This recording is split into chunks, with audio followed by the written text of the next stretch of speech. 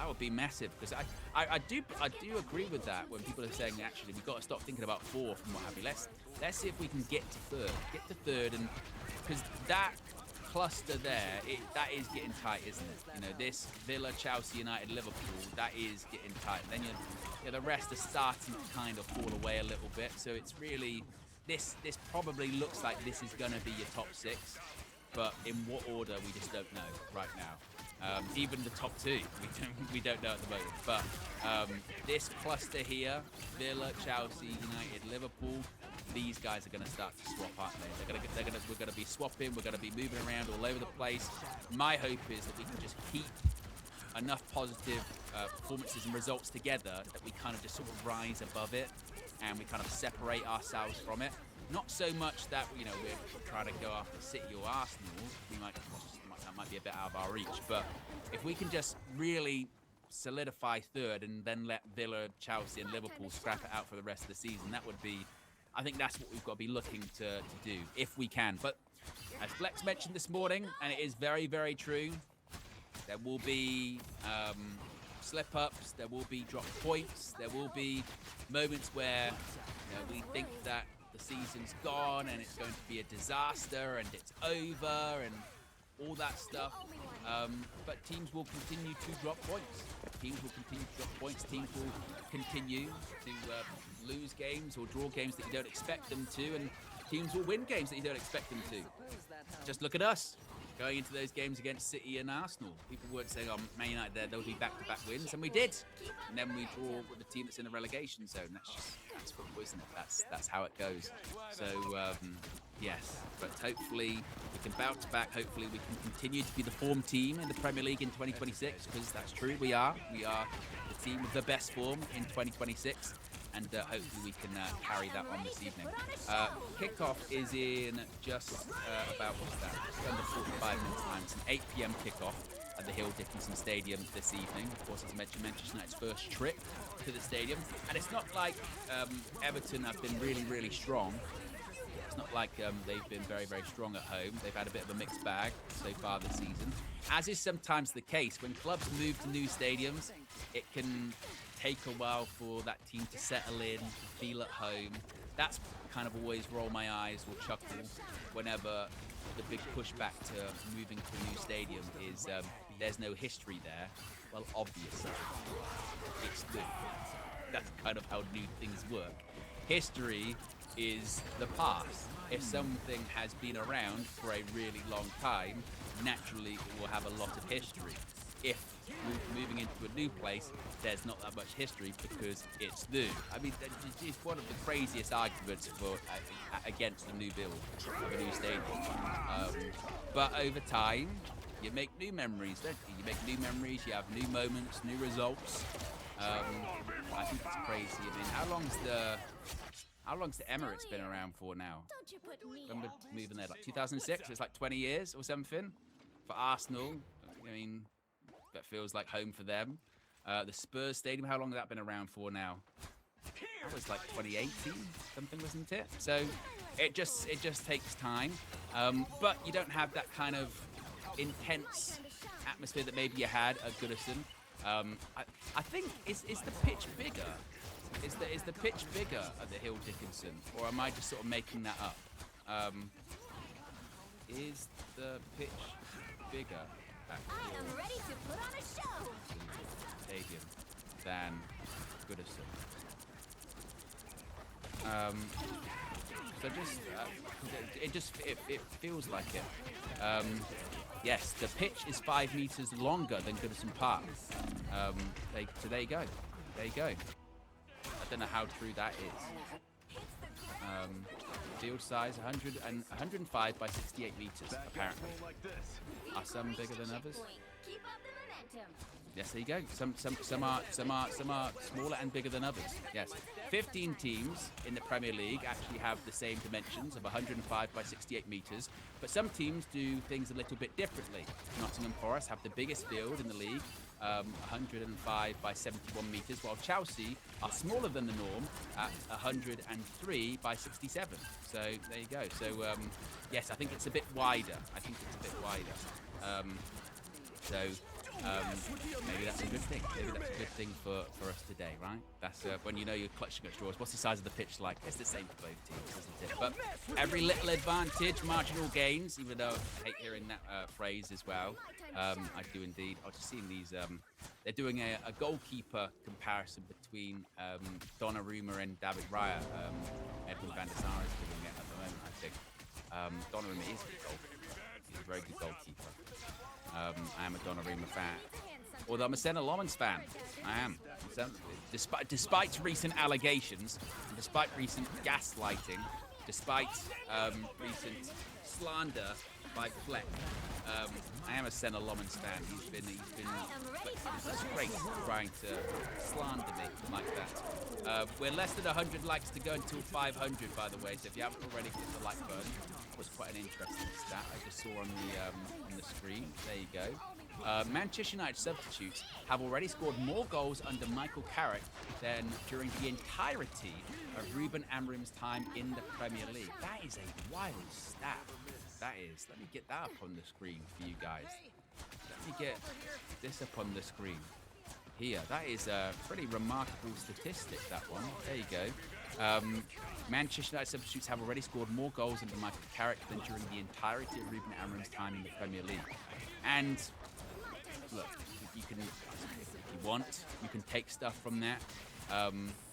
If you don't want to, that's fine as well. Because incoming wave of Owen, don't hate on Ruben Amorim. He actually did really good for Man United. You don't understand. You're just a big hater. All right. Yeah, okay. No, fine. You know, the war's over. I don't care anymore. You know what I mean? I don't. I don't.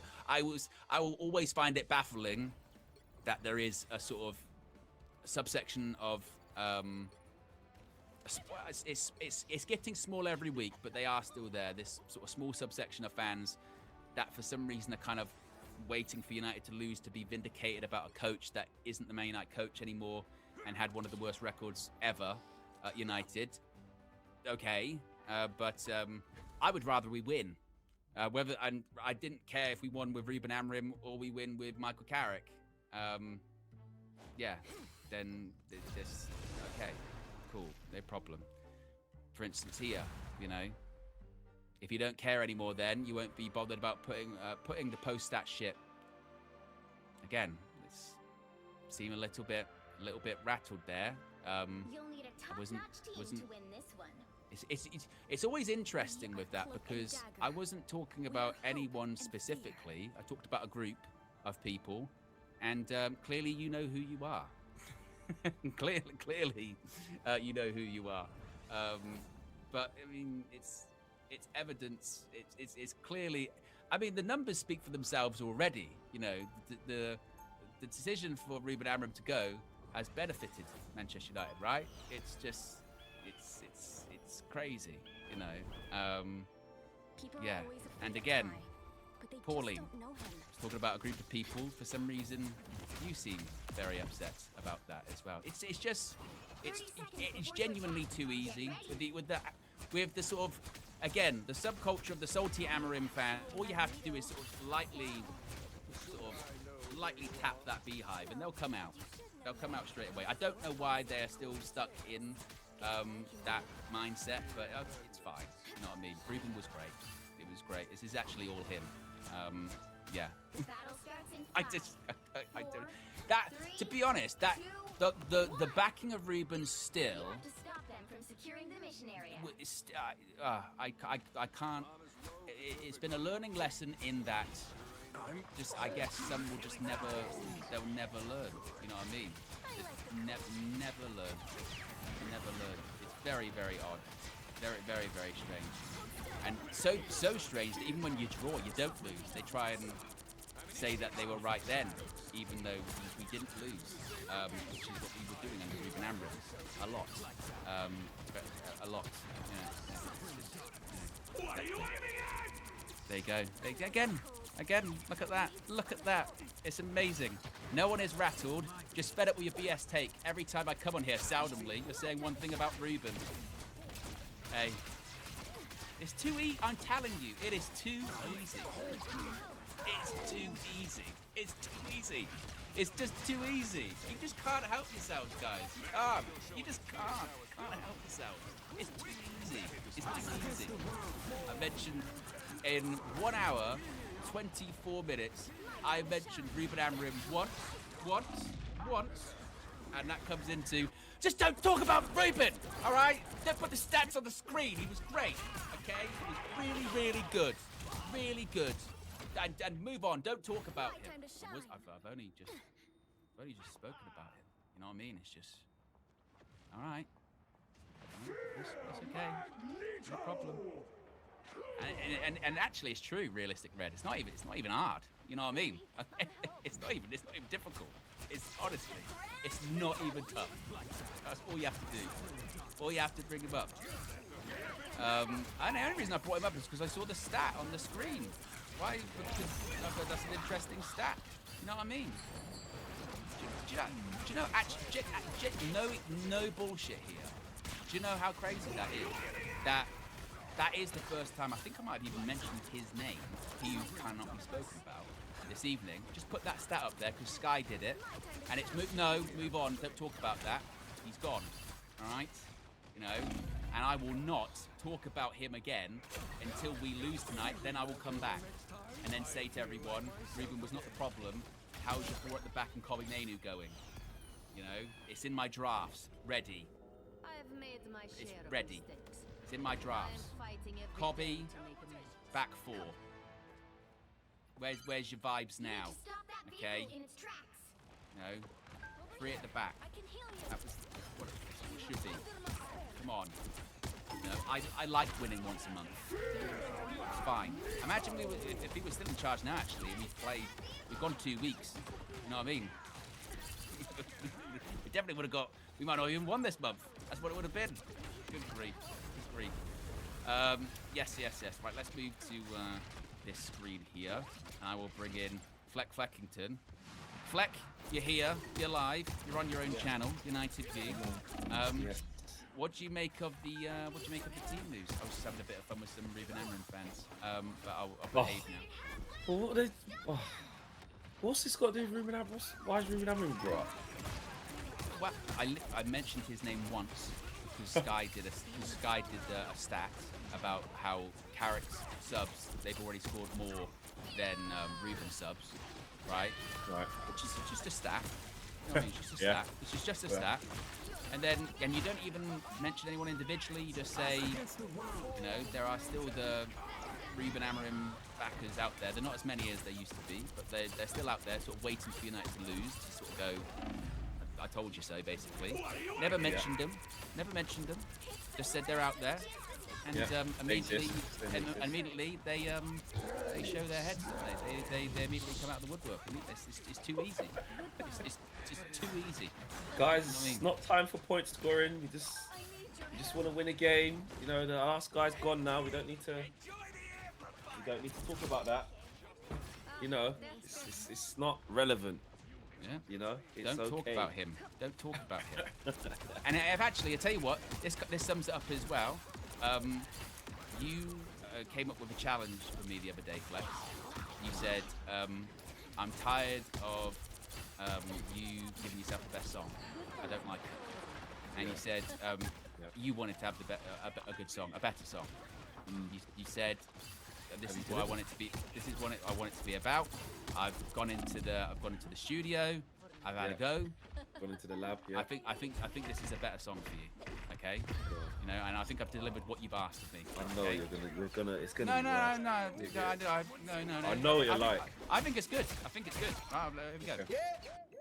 My work here is not done.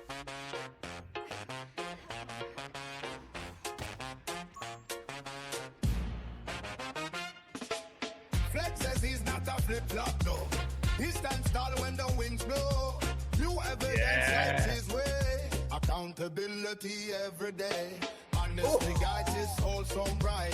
Good character shines in the light. Self-respect is his golden rule. No flip-flop, he's nobody's fool. Stop. Wheel it up. Start it again. Wheel it up. Start it again. Wheel it up. Rewind. Wheel up. Relax. All right, Money all pull right, up. all right, Money pull all up. right, We call it. all right, all right. Yeah. You said you wanted it to be about accountability, new evidence, not a flip-flop. Flex says he's not a flip-flop, no. He stands tall when the winds blow. New evidence lights his way. Accountability every day. Honesty guides his soul so bright. Good character shines in the light. Self-respect is his golden rule. No flip-flop, he's nobody's fool. He's not a fence, sit on no. Open mind, let his wisdom grow. Changing views when the truth is clear. Growth is great, not a thing to fear. Fake says he's not a flip-flop, no. Yeah. When the winds blow. New ideas make his spirit free. Strong and true, that's how he'll do. Hey, you gotta do the Cunha.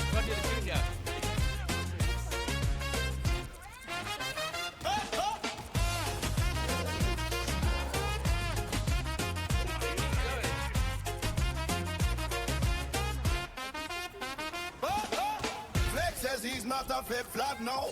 He stands tall when the winds blow. New ideas make his spirit free. Strong and true, that's how he'll be.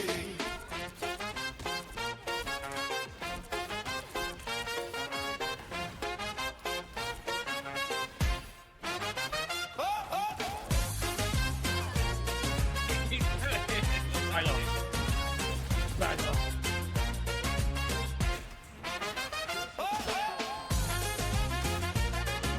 Jesus.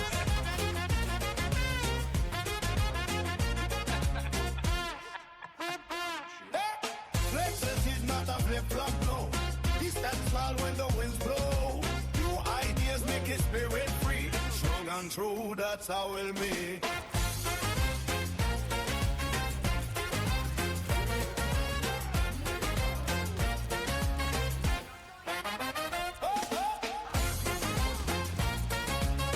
Bang up.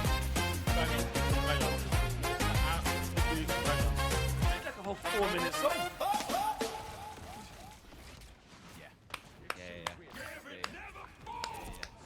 It's a banger.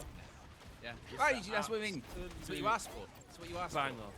That's what you asked for. Wow. Yeah. Wow. No one questioned my heritage. Couldn't have done it better. Yeah. Couldn't have done it better. It's an absolute banger. Now that should get That- people fired up and ready for match Yeah. day. Yeah, for match day. That's what it's all about. That's what it's ready for. And the lyrics, yeah, it's all about accountability. Flexes Yeah. is not a flip-flop, yeah? It's about Yeah. growth, new evidence. Yeah. That's what Nah. it's about. And I have to let you guys know, you know what it's like. You work some things in the lab and you have no idea. Obviously, I gave you the ingredients a little while ago. I had no idea you had it cooked and ready for match day. That is, yeah. I'm very happy with that. I'm very happy with that. We can have some tweaks in there. We can add some little bits like that. Yeah. Everyone's ready. If that ain't getting you ready for the game, people, I don't know what is. I don't know what is. I'm ready. Are you ready? Well, I'm ready. What do you Yes, make team. of the team? What team? What do you make of the team? Of course, Martinez injured. He's out for a couple of weeks. Ironic, innit? You know, Look what we might be about this morning. I know. I mean, it does say it's minor, but whenever they say it's minor now, I'm just very much like, oh, I believe it when they're back. I don't know, man. Yeah, it's been lied to a lot of times. Isn't it? Not lied to, but they keep it. I know, actually. They keep it like. Do you know what I mean? They say that it's going to be a couple of weeks, or he'll be alright for the up-and-coming games, or just a minor discomfort, and then all of a sudden you don't see him over 3 months. So, yeah, we have to just hope and pray from that side of it. So I'm not just taking the first batch of tweets that have gone out that are